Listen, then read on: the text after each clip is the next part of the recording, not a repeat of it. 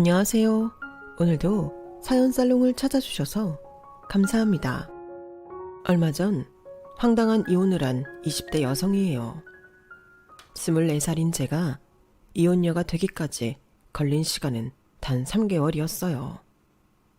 그 3개월은 내 인생에서 가장 꿈 같은 시간이었지만 내 인생에서 지우고 싶은 시간이기도 했어요. 연애 기간을 포함해 짧았던 결혼 기간은 줄리아 로버츠 주연의 귀여운 여인이라는 영화가 떠오를 만큼 로맨틱했어요. 마치 제가 신데렐라라도 된 기분이었거든요. 하지만 이 결혼에 내 막을 알게 된 순간부터는 무시무시한 호러극처럼 변해버렸죠. 황당한 건 저는 이혼조차 할 수 없는 상황이었다는 거예요. 내 손으로 직접 혼인신고서를 작성했음에도 저는 제 남편의 아내가 아닌 동거인으로만 인정되었으니까요. 그럼 지금부터 황당하고 소름 끼치는 제 결혼 사연을 들려드릴게요. 남편을 만나기 전 저는 애견 미용샵에서 애견 미용사로 일하고 있었어요. 어릴 때 꿈은 간호사였는데 대학에 갈 형편이 안 돼서 일찌감치 꿈을 포기할 수밖에 없었어요. 저희 아빠는 제가 10살 무렵 엄청난 빚을 남기고 사라져 버리셨어요. 그 빚을 떠안은 엄마는 밤낮 없이 일을 해 돈을 갚아야 했어요. 하지만 여자 혼자 아이까지 키우며 쉽게 갚을 수 있는 금액이 아니라서 우리 모녀는 늘 빚독촉에 시달리며 살아야 했어요. 그래도 돌이켜보면 엄마랑 같이 살았던 그때가 좋았던 것 같아요. 가난했지만 의지할 수 있는 엄마 품이 있었으니까요.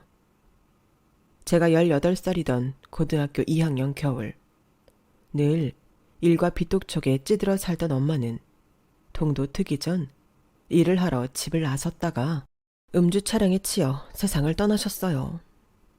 경찰로부터 엄마의 사고 소식을 들은 순간 저는 세상이 무너져 내리는 기분이었어요. 너무 막막해서 정상적인 사고조차 할 수 없었죠. 무슨 정신으로 장례를 치렀는지도 모를 정도로요. 장례라고 해봐야 연락할 친척도 없어서 장례식도 없이 화장을 했을 뿐이었지만 그나마도 담임 선생님이 도와주지 않으셨다면 아무것도 못했을 거예요. 제 손으로 엄마의 사망 신고를 하고서야 비로소 이 세상에 더 이상 나를 안아줄 가족이 없다는 걸 깨닫게 되었어요. 살았는지 죽었는지도 모를 아빠는 집을 나가던 순간부터 가족이 아니라고 생각했으니까요. 엄마가 지난 8년간 죽을 힘을 다해 갚아왔지만 반도 갚을 수 없었던 아빠의 빚은 엄마의 목숨과도 같은 사망보험금으로 다 갚을 수가 있었어요. 그래서 더 아빠에 대한 원망이 컸어요. 아빠가 엄마를 죽인 거나 다름없다는 생각을 지울 수 없었거든요. 비록 우리 모녀를 찰가머리처럼 쫓아다니던 빚은 사라졌지만 여전히 제 삶은 빈곤했어요. 아빠 빚을 갚고 나니 수중에 남은 돈은 200만 원 남짓이었거든요. 몇 달 월세를 내고 나면 끝나는 돈이었죠. 당장 생활비를 벌기 위해 아르바이트를 하고 고등학교 졸업식 날에도 오후부터 아르바이트를 해야 했어요. 친구들은 다들 꽃다발을 들고 가족들과 함께 외식을 하러 가는데 말이죠. 그래도 그때는 내 인생이 처량하다는 생각보다는 이제 졸업을 했으니 아르바이트 시간을 더 늘릴 수 있다는 생각에 들떴어요. 고등학교를 졸업하자마자 아르바이트를 늘린 저는 그렇게 모은 돈으로 애견 미용학원에 등록을 했어요. 그리고는 견습생 생활을 거쳐 학원 원장님 추천으로 강남에 있는 애견 미용샵에 취직을 하게 됐어요. 그리고 그곳에서 남편을 만나게 되었죠. 당시 제가 일하던 샵은 밤 8시에 문을 닫았는데 하필 그날은 마감 후에 예약이 잡힌 거예요. 선배들은 다들 약속을 핑계로 빠져나갔고 막내인 제가 원장님 레이더에 잡히고 말았어요. 정원씨, 미안하지만 수고 좀 해줘야겠다. 어지간하면 마감 후에는 예약 안 받으려고 했는데 단골 손님 부탁이라서 어쩔 수가 없었어. 그분 아드님인데 워낙 바쁜 분이라서 그때밖에는 시간이 안 된다시네. 솔직히 짜증이 났어요. 사실 저도 다음 날이 샵 휴무일이라서 오랜만에 친구들이랑 놀기로 했었거든요. 그런데도 원장님은 제게 약속이 있는지도 묻지 않으시고 폭탄을 떠넘겼으니까요. 8시가 되자 다들 퇴근을 하고 결국 저 혼자 샵에 남게 되었어요. 예약 시간인 8시 30분이 지났는데도 예약 손님은 나타날 줄 몰랐어요. 슬슬 짜증이 나기 시작하더라고요. 내가 누구 때문에 약속도 깨고 이 시간까지 이러고 있는데 코빼기도 안 보이는 거야. 오기만 해봐라. 입을 툭 내밀고 툴툴거리고 있는데 그때 출입문이 열렸어요. 그런데 애견 가방을 들고 가게 안으로 들어서는 남자를 보니 말문이 막혔어요. 너무 멋졌거든요. 수트핏이 정말 예술이었어요. 방금 전까지 툴툴거렸던 게 후회될 정도로 심장이 쿵쿵 울려댔어요. 은은하게 풍기는 향수 냄새까지 딱 제 취향이라서 감정을 숨기기 힘들더라고요. 커트를 하는 중간중간 제 눈은 남자의 왼손으로 향했어요. 결혼 반지를 끼고 있는지 확인하고 싶었거든요. 그도 그럴 게 남편은 저보다 13살이 많았기 때문에 처음 봤을 때도 확실히 나이가 느껴졌었거든요. 다행히 손가락에 반지가 없는 걸 확인한 저는 몰래 안도의 한숨을 쉬었어요. 이후로도 남편은 매번 같은 시간에 예약을 했고 그럴 때마다 제가 홀로 샵에 남아 남편을 맞았어요. 해외 출장이 잦았던 남편은 면세점에서 사온 향수며 립스틱 선물을 자주 해주었는데 하나같이 고가 제품들이라서 조금 부담도 됐지만 은근히 기쁘더라고요. 혹시 이 사람도 내게 마음이 있는 게 아닌가 하는 희망도 생겼고요. 그렇게 반년쯤 지났을까요? 그날은 비도 오고 손님도 없어서 사장님이랑 선배들은 먼저 퇴근을 하고 저 혼자 마감 시간까지 기다렸다가 문을 닫게 되었는데 막 간판불을 끄던 그때 남편이 샵 문을 열고 들어온 거예요. 예약도 없었는데 말이죠. 평소와 달리 넥타이를 풀고 온 남편을 보니 왠지 설레더라고요. 뭐랄까, 제 또래 남자들한테서는 볼 수 없는 중후함과 안정감 같은 거랄까요. 아무튼 갑작스런 등장이었지만 기분은 좋더라고요. 집에 가다 보니 불이 켜져 있길래 들어와 봤어요. 정원 씨가 있으면 좋겠다 생각했는데 운이 좋았네요. 혹시 시간 되면 나랑 한잔 할래요? 비가 와서 그런가 빈집에 들어가기 싫으네요. 손님이 아닌 이성으로 만날 수 있는 기회를 놓치기 싫었어요. 그래서 저 역시 술 생각이 나던 참이라고 둘러댔죠.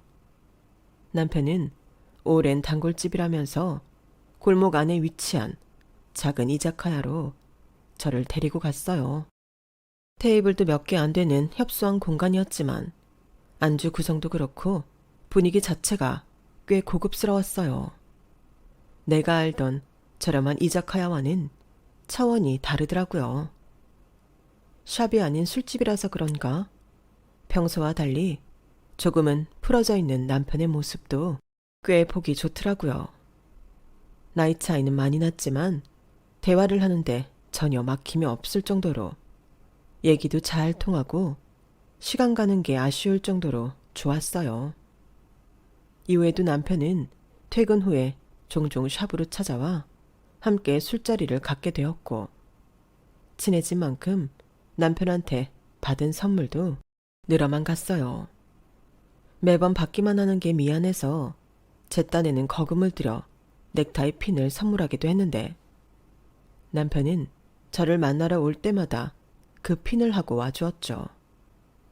그렇게 썸 아닌 썸을 타는 사이 우리 관계는 친구와 연인의 중간쯤에서 어중간한 사이로 지내게 되었어요.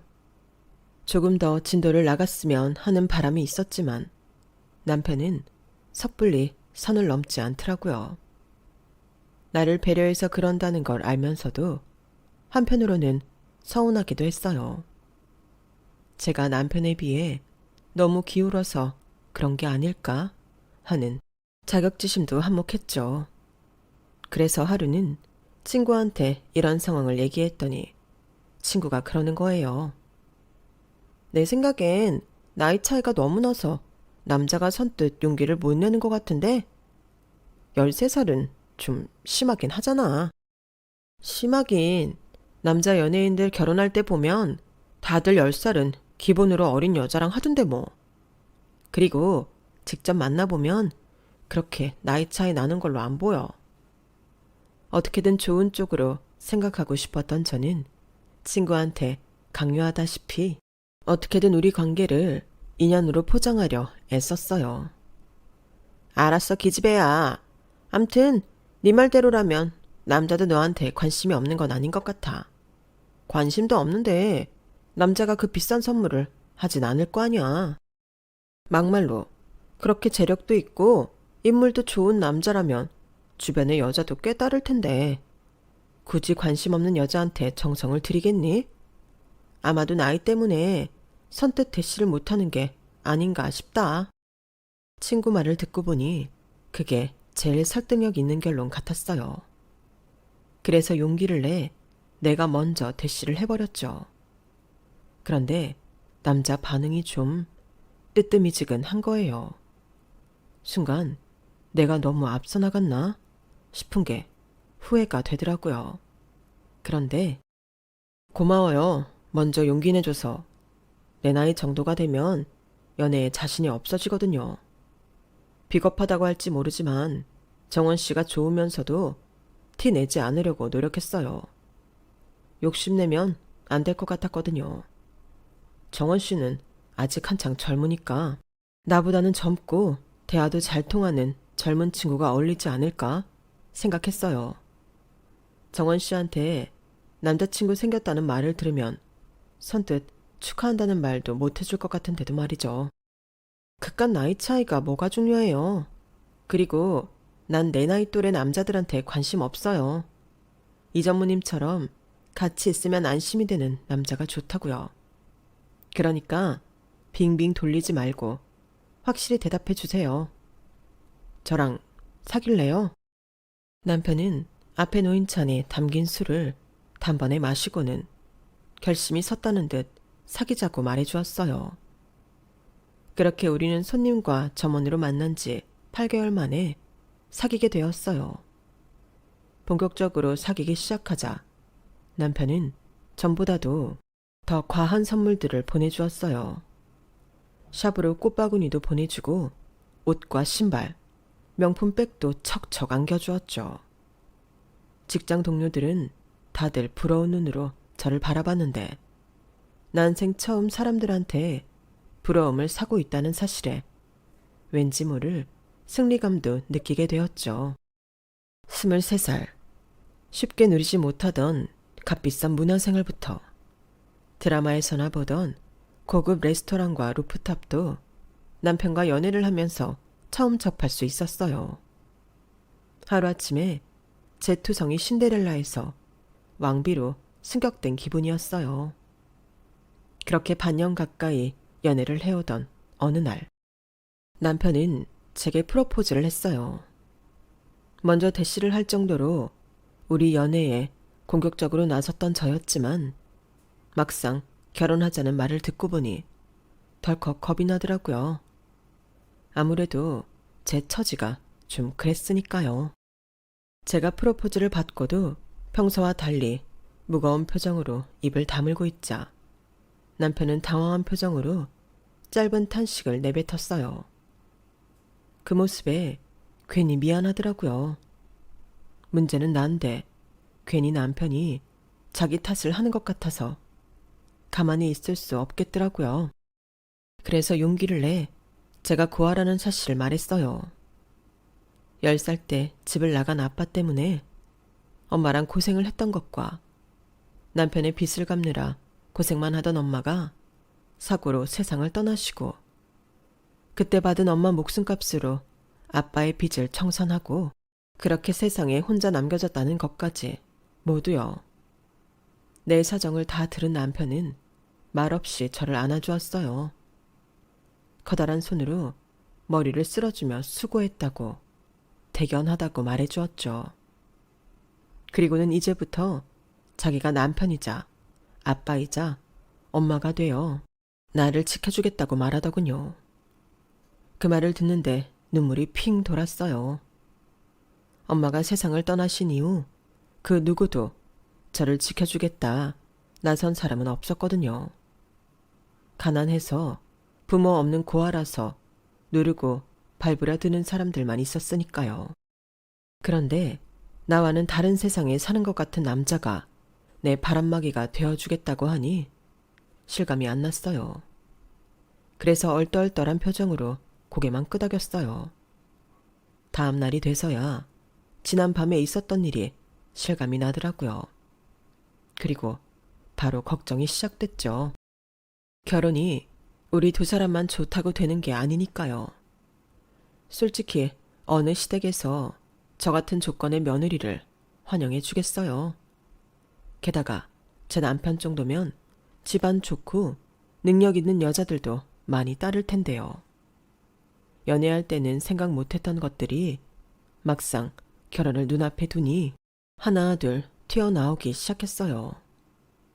엄마가 돌아가셨던 순간보다 시댁 방문을 앞둔 순간이 돼서야 내가 진짜 고아가 됐다는 게 실감이 나더라고요. 시어머니께서 나를 며느리로 받아주실까? 시댁으로 향하는 차 안에서 제 머릿속에는 온통 이 생각뿐이었어요. 시댁은 연예인들이나 돈 많은 기업인들이 주로 산다는 강남의 어느 부촌에 위치해 있었어요. 드높은 담벼락 앞에 서니 온몸이 얼어붙는 것 같더군요. 나 같은 게 이런 집에 며느리로 들어가겠다는 꿈을 꿔도 되나? 내가 과한 욕심을 부리는 것만 같아서 미안하기까지 했어요. 그런데 웬일인지 시어머니는 흔쾌히 결혼을 승낙해 주시지 뭐예요. 대신 내가 부탁하고 싶은 게 하나 있어. 사기한테는 미안하지만 결혼식은 가족끼리 조촐하게 치르도록 하자. 우리 같은 사람들은 결혼식도 꽤나 이슈가 되기 때문에 분명히 너희 집안까지 파고들 테고 그러면 너희 부모님도 불편하지 않겠니? 어머님, 실은 저는 부모님이 안 계세요. 아버지는 제가 10살 때 집을 나가신 이후로 연락도 안 되고 어머니는 고등학교 2학년 때 세상을 떠나셨거든요. 죄송합니다. 순간 어머님 얼굴에 당황한 기색이 역력했어요. 그런데 이상하게 입꼬리가 살짝 올라가는 게 제가 고아라는 사실을 반기는 것처럼 보이더라고요. 그땐 제가 어머님 표정을 잘못 읽은 거라고 생각하고 넘겼지만요. 그래? 얘는 참, 그게 어디 네가 사과할 일이니? 사람 목숨은 하늘에 달려있는 건데. 그래, 그럼 식을 어쩐다? 평생에 한 번뿐인 결혼인데 안 하고 넘어갈 수도 없고. 그러자 남편이 나서서 둘이 해외에 나가서 단둘이 식을 올리겠다고 말했어요. 그리고는 제 손을 꼭 잡아주는데 지금까지 느끼지 못했던 단단한 울타리 안에 서 있는 것처럼 걱정보다는 안심이 되더라고요. 그렇게 우리는 파라다이스 같은 멕시코의 칸쿤 해변에서 낭만적인 결혼식을 올리고 부부가 되었어요.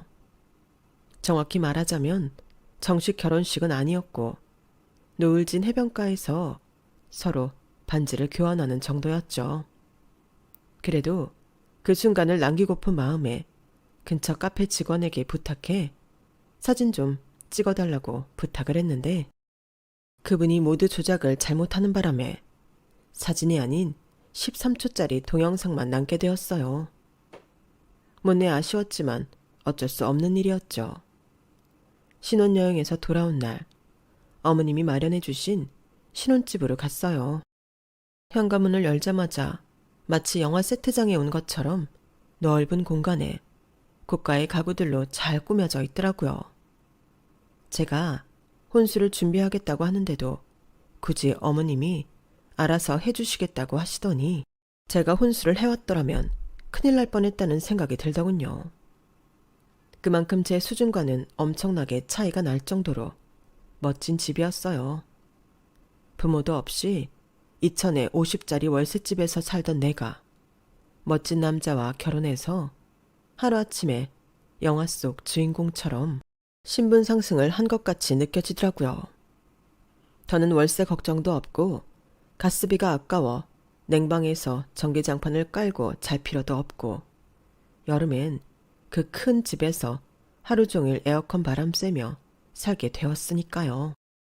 이런 안락한 삶은 내 인생을 통틀어 처음이라서 하루하루가 마치 꿈을 꾸는 것만 같았어요. 딱 하나, 시어머니가 집안 사람들 모임에 저를 참여시키지 않는다는 것만 빼면요.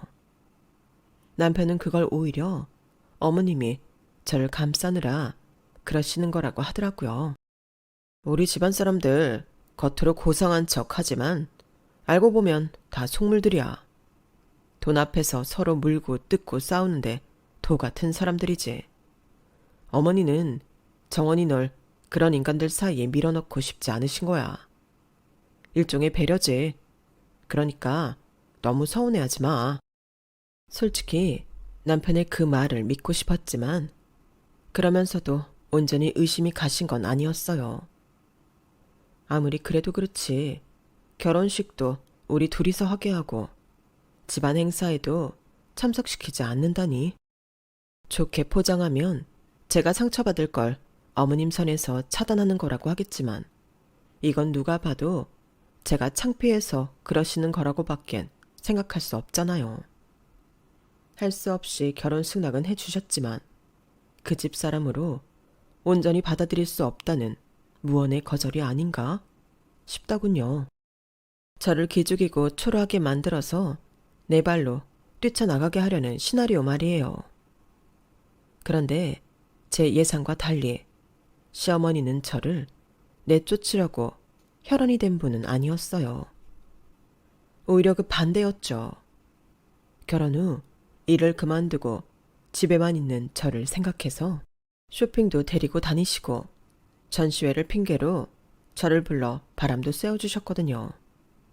거기다 호칭조차도 시어머니가 아닌 엄마라고 부르게 하셨고요. 나는 시어머니라는 호칭에 거리감 느껴져서 싫더라. 말로는 며느리도 딸이라고들 하면서 왜 호칭부터 거리감 느끼게 그렇게 불러야 되는지 모르겠어. 나는 딸도 없고 넌 이제 내 딸이나 마찬가지니까 나를 엄마라고 불러주면 어떻겠니? 그동안 부모도 없이 혼자 외로웠을 텐데 내 품을 내어주고 싶어서 그래. 어떻게 날 엄마로 불러주겠니? 말씀은 감사드리지만 그래도 어떻게 그래요. 그러면 엄마 말고 시엄마는 어떨까요? 요즘 제 또래 친구들 중에는 그렇게도 많이 부르는데요. 그러자 어머님이 서운한 티를 내시며 그러셨어요. 너는 꼭 나랑 선을 그어야 마음이 편한 거 보구나. 그렇게 호칭에 시자를 붙이고 싶다면 내가 어쩌겠니? 부르는 사람 마음인걸. 내가 너무 마음이 앞서서 널 불편하게 한 모양이다. 그래, 그냥 너 편한 대로 해라. 아니에요, 어머님. 아니, 엄마. 제 생각이 짧았어요. 그럼 앞으로 엄마라고 부를게요. 처음엔 어색하고 입에 붙지 않아서 실수도 많이 했지만 자주 엄마라고 부르다 보니 금세 그 호칭이 입에 붙었어요. 어머님이랑 머리를 하러 가서도 자연스레 엄마라고 부르게 됐고 어머님이 자주 가시는 편집샵에서 쇼핑을 할 때도 엄마라고 부르며 따라다녔어요. 그랬더니 점원들도 시어머니와 저를 모녀 사이로 오해를 하게 되었죠. 호칭에 어쨌든 어머님과 제가 고부간이 아닌 그 이상의 관계가 된 건 사실이라서 딱히 그 오해를 해명하지는 않았어요. 그러던 어느 날이었어요. 어머님이랑 보기로 약속했던 전시회가 있어서 어머님을 만나러 미술관으로 갔어요. 전시 관람 이후 어머님과 함께 움직여야 할 것 같아서 일부러 차를 두고 택시를 타고 나섰죠. 그런데 약속 장소에 도착해 보니 웬일로 어머님이 택시를 타고 오셨더라고요.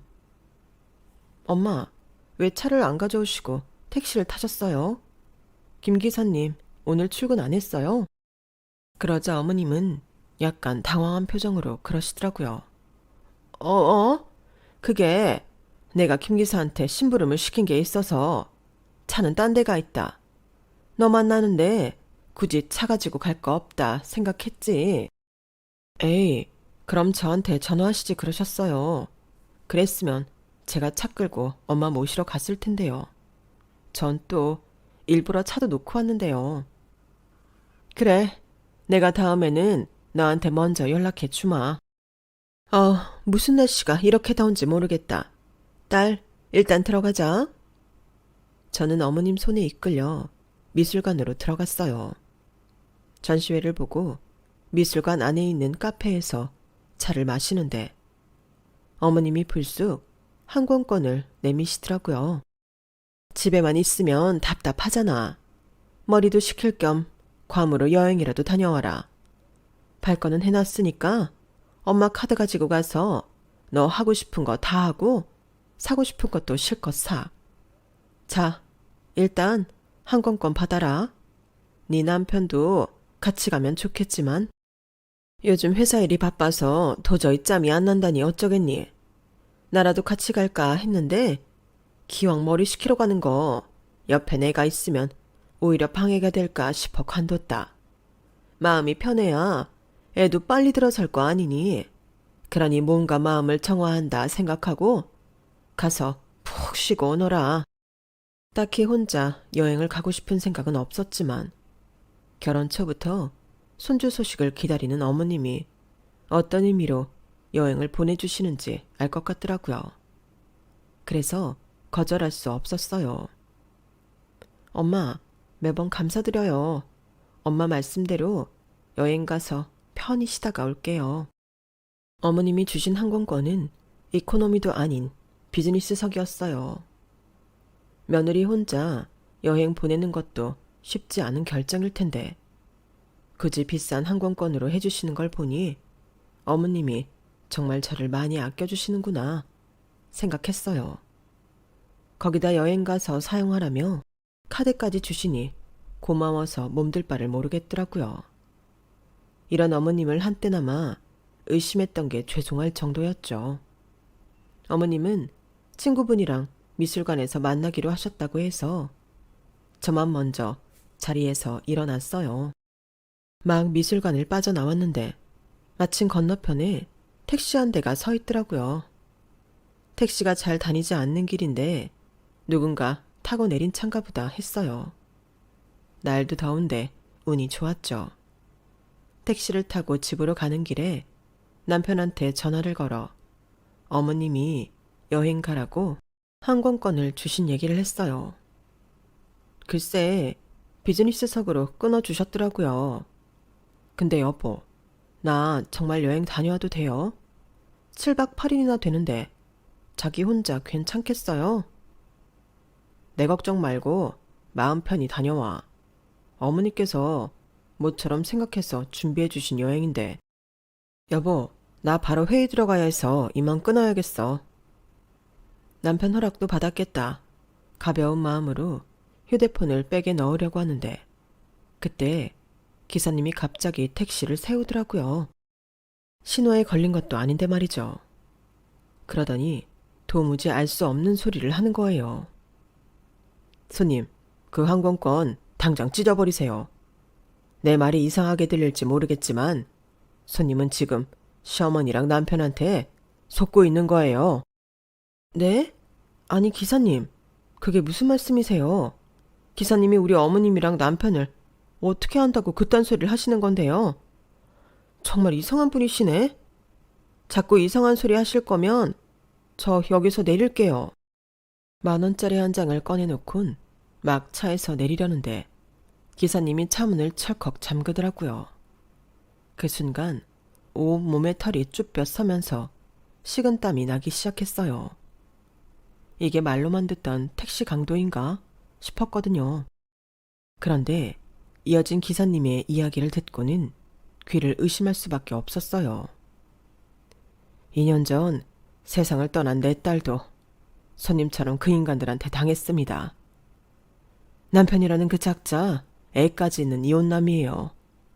손님이 집 비우는 기간 동안 집에 딸 데려와서 함께 지낼 겁니다. 미국에 있는 기숙학교에 다니는 딸이 방학 때마다 한국 들어오거든요. 내 말을 못 믿겠다면 항공권에 적힌 출국날 확인시켜 드리겠습니다. 미친놈이 떠드는 소리라고 생각해도 좋은데 속는다 셈 치고라도 한번 확인해 보세요. 그쪽이 죽은 내 딸처럼 가여워서 이러는 거니까. 택시 기사는 딸이 죽은 이후 남편과 시어머니 뒤를 밟아왔다더군요. 아내랑 이혼하고 쭉 떨어져 살았던 기사님은 뒤늦게 아내가 세상을 떠난 것과 딸이 결혼을 앞두고 있다는 소식을 알게 되었대요. 그래서 먼 발치에서나마 딸아이를 지켜보려고 일부러 퇴근 시간에 맞춰 딸의 직장 앞에서 서성대기도 하고 회식 후 술에 취한 딸을 태워주기도 했다더군요. 술에 취한 딸과의 대화를 통해 남편감이 뭐하는 사람인지 결혼식은 언제인지 떠보던 기사님은 뜻밖의 얘기를 듣게 된 거죠. 결혼식도 단둘이 해외에서 한다고 하고 친인척들한테도 알리지 않기로 했다는 등 석연찮은 구석이 한둘이 아니었지만 딸은 돈 많은 남자의 선물 공세에 홀려 그런 것들은 신경도 안 쓰는 모습이 걱정이 됐던 거예요. 아니나 다를까 결혼하고 반년도 안 돼서 딸은 심각할 정도로 초췌해졌고 시어머니 손에 이끌려 여러 곳의 산부인과를 끌려다니다가 불임 판정을 받고는 그 집에서 버려졌다고 했어요. 처음부터 아들 손주 볼 욕심에 부모 없고 형편 어려운 젊은 여자 꼬셔서 대리모로 쓰고 버릴 생각이었던 거예요. 불임 판정받고 병원에서 나오던 날 그 옆에 내가 내 딸을 주차장에 빼버려두고 뭐라고 했는지 압니까? 씨바지라고 합니다. 애 못 낳는 씨바지를 어디다 써먹냐고 주차장 바닥에 쓰레기 버리듯 버리고 갔다고요. 그 인간들이 무서운 게 뭔지 압니까? 심지어 내 딸하고 그 집 아들놈이 혼인신고도 안 돼 있어서 내 딸은 법적으로도 아무 도움을 받을 수 없었다는 거예요. 결국 혼자 정신 나간 사람 취급받고 방 안에 틀어박혀 지내다가 세상을 떴습니다. 손님, 나보고 미친놈이라고 해도 좋으니까 제발 딱 한 번만 믿어봐요. 딸 자식 앞세워보낸 애비 심정을 한 번만 믿어보라고요. 구구절절한 사연을 읊어대는 기사님을 보니 거짓말 같지는 않아 보였어요. 그래서 기사님 말대로 여행을 떠나는 척 연기를 하곤 다시 출국장을 나와 남편의 뒤를 밟았어요. 제가 출국장으로 들어간 사이 남편 뒤를 밟고 있던 기사님 연락을 받고는 남편이 있다는 곳으로 갔어요. 저를 배웅하고 집으로 돌아갔어야 할 남편이 같은 공항 입국장에 버젓이 서 있더라고요. 시어머니도 함께요.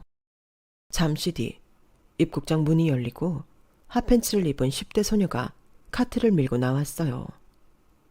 시어머니는 얼른 달려가서 그 소녀를 끌어안고는 볼에 입을 맞추느라 정신이 없더라고요. 우리 소녀딸 오는데 힘들지는 않았어? 할미가 우리 제니퍼 얼마나 보고 싶었나 몰라. 세상에 그 새끼 더 큰 거 봐. 진짜 그 사이 키가 많이 컸구나. 몇 년 지나면 아빠랑 어깨 동무해도 되겠는걸. 카트는 이리 줘. 아빠가 끌고 가서 차에 실어 놓을게.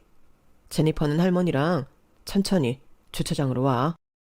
남편은 신난 표정으로 카트를 끌고 갔어요. 시어머니는 손녀딸과 팔짱을 끼고는 싱글벙글하며 걸어가더군요. 기사님이 했던 말이 전부 사실이었어요. 그걸 제 눈으로 확인하고 나니 맥이 풀려서 한 발자국도 못 걷겠더라고요. 그런 제가 안쓰러웠는지 기사님은 옆에서 제 팔을 잡아주셨어요. 기사님 택시에서 앉아 한참을 숨을 고르던 저는 마음을 단단히 먹고 집으로 향했어요. 저 혼자 집에 쳐들어가겠다고 하니까 기사님이 걱정된다며 같이 가주시겠다고 하더군요. 남한테 그런 도움까지 받고 싶지는 않았지만 솔직히 겁도 나는 터라 기사님과 함께 집으로 갔어요. 그리고 카드키로 현관문을 열자 안에서 시끌벅적한 웃음소리가 들리더라고요. 내 인생은 시궁창에 처박아 놓고 지들은 좋다고 깔깔대는 게 역겹고 참을 수가 없었어요. 복도를 따라 거실로 갔더니 세 사람이 소파에 앉아 수다를 떨고 있더라고요. 아빠, 나 동생은 언제 생겨?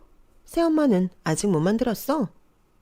그러니까 시어머니가 끼어들었어요. 새엄마는 무슨, 요즘 미국에서 유명한 연예인들은 다들 대리모 이용해서 애를 낳잖니. 그거랑 비슷한 거야. 새엄마는 아니고 제니퍼 동생만 낳아주는 사람이지. 어차피 애를 만드는 건 네 아빠 씨니까. 한국에서는 그런 걸 씨바지라고 불러. 이제 우리 제니퍼도 다 컸으니 할미가 무슨 말 하는지 알지? 그러게 네 엄마가 제니퍼 남동생 하나만 낳아줬어도 이 고생은 안 해도 되는데 너 낳고는 바로 이혼을 하는 통에 이런 생고생을 하고 있지 뭐냐. 그만해 엄마. 다 지난 일인걸. 이제 와서 뭘 어떡해. 근데 정원이 걔가 아들을 낳을 수 있을까? 혹시 딸 낳으면 그땐 어떡해? 어떡하긴 뭘 어떡해. 검사해보고 딸이라고 하면 수술시켜야지. 우리가 딸 갖자고 이 고생하는 거니? 네 할아버지가 아들 손주 데려오기 전에는 회사 안 물려준다고 하니 이 고생인 거 아니니? 아들 아니면 쓸모도 없는데 거지 같은 집구석 딸년 뭐하러 끼고 살아? 길가에 널리고 널린 게 여잔데. 그러니까 너도 너무 정주지 마라. 애 낳고 나면 바로 돈 쥐어주고 내보내려니까.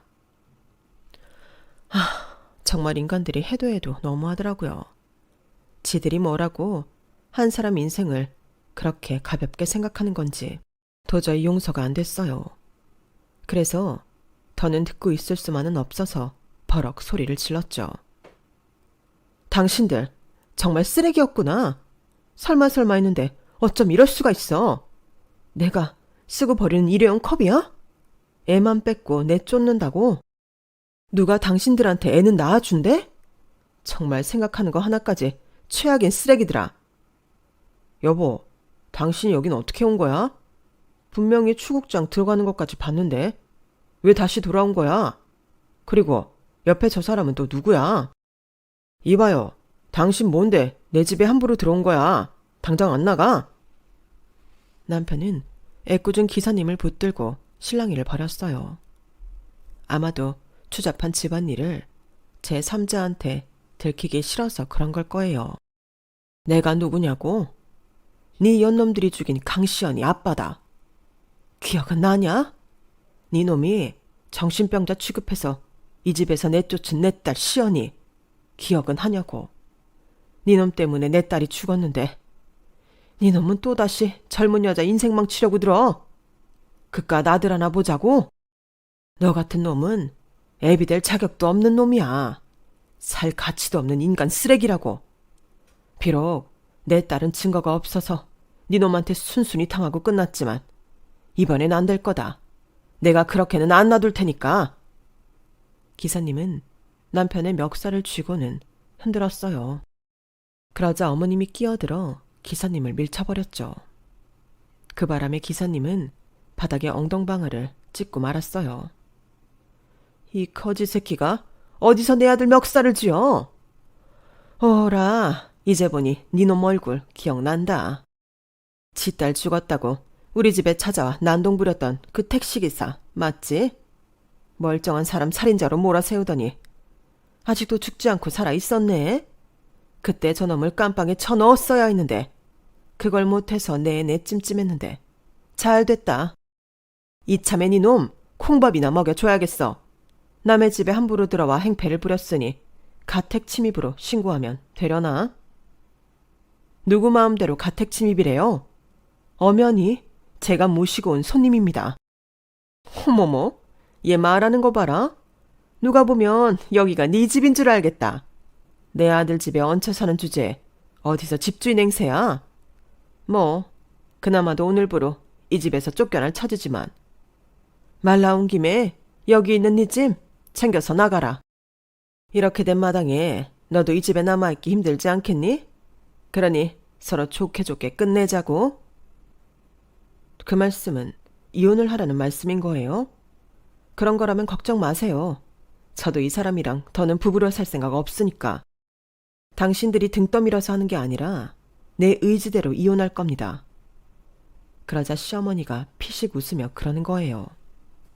이혼? 너 정신이 좀 이상한 애 아니니? 결혼도 안 했는데 무슨 이혼을 해? 아들, 너 저 애랑 결혼한 적 있니? 엄마도 참, 내가 바보야. 또 결혼을 하게. 제니퍼 엄마랑 이혼할 때도 그렇게 진절머리를 쳤는데 내가 미쳤다고 결혼을 또 하겠냐고. 그리고 결혼이 애들 장난이야? 제가 뭐 볼 게 있다고. 내가 저런 애를 아내로 들여. 결혼도 급이 맞아야 하는 거지. 정원아, 안 그러니? 설마 예전에 쓴 혼인신고서 믿고 이렇게 까부는 거라면 안 그러는 게 좋을 거야. 그거 내가 그날로 찢어버렸거든. 넌 그냥 내가 던져주는 선물 받으면서 필요에 따라 움직여주기만 하면 되는 거였는데 이렇게 과욕을 부릴 줄은 몰랐네. 주제 파악도 못하고 말이야. 잘 들었지?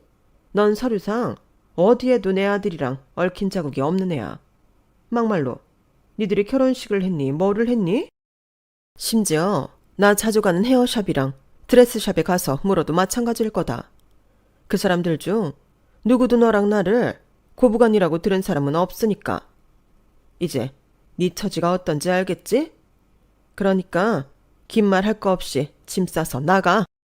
기사님 말씀대로 이 인간들은 처음부터 제 혼인 흔적을 하나도 남기지 않았더라고요. 결혼식을 둘이서 따로 하게 한 것도 그런 계획이 일부였던 거예요. 결국 그날 저는 짐을 싸들고 그 집을 나을 수밖에 없었어요. 하지만 1년 뒤 저는 그 모자로부터 엄청난 위자료를 받았고 남편은 결혼 사기죄로 6개월 실형을, 시어머니는 집행유예를 선고받았어요. 재판 과정에서 관건은 저희 부부의 혼인 유무였는데 생각지 못한 동영상 하나가 증거로 채택돼 큰 역할을 했지 뭐예요. 그건 바로 신혼여행 중에 현지 카페 직원이 스틸샷인 줄 알고 잘못 찍었던 13초짜리 동영상이었어요. 그 동영상 안에서 남편이 제게 결혼 반지를 끼워주며 우리 방금 결혼했어요 라고 하는 말이 생생하게 담겨 있었거든요. 게다가 해변에서 물놀이를 하던 사람들이 결혼 축하 인사를 건네는 장면도 담겨 있었고요. 남편은 생각지도 못한 증거 앞에 할 말을 잃더군요.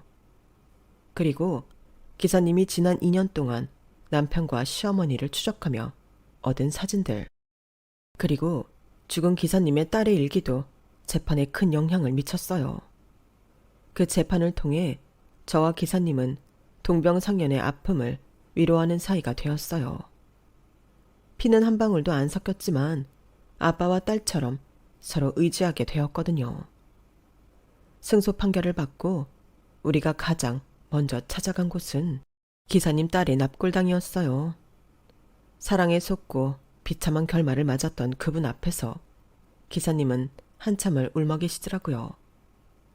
죽은 딸 앞에서 늦은 속죄를 하는 기사님을 보면서 혹시 내 아빠도 어디선가 이런 마음으로 살고 계시지 않을까 하는 생각을 했어요. 그래서 아빠를 미워했던 마음을 이제는 놓으려고 합니다. 앞으로는 과거의 불행에 붙잡혀 살지 않고 한 발짝 앞으로 나아가는 일에 신경을 쓰려고요. 그래야 제 인생에 진정한 행복이 오지 않을까요? 지금까지 제 사연을 들어주셔서 감사합니다. 옆에 있는 것만으로도 소중한 가족들과 행복한 하루하루 되세요. 여러분, 사연 댓글에 응원과 현명한 조언 부탁드려요. 좋아요와 구독은 저에게 큰 힘이 됩니다. 오늘도 좋은 일 가득하세요.